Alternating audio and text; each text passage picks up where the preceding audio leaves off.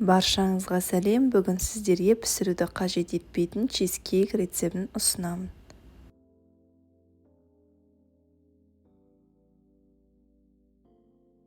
Алдымен печеньені ұсатып аламыз.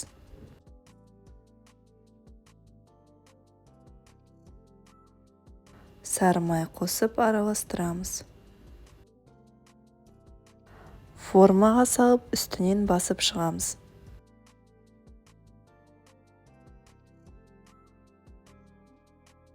Мұздатқышқа 15 минутқа салып қоямыз. 33% салқын сливкині миксер көмегімен қоюланғанша араластырамыз.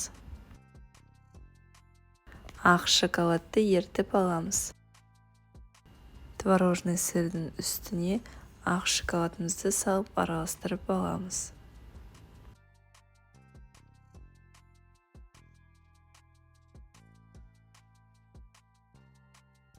Үстінен сливкиді қосып, жақсылап араластырып аламыз.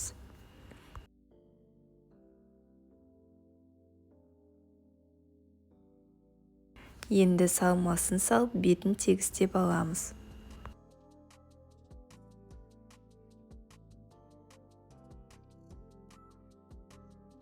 Енді тоңазытқышқа 2-3 сағат болмаса 1 түнге қалдырамыз.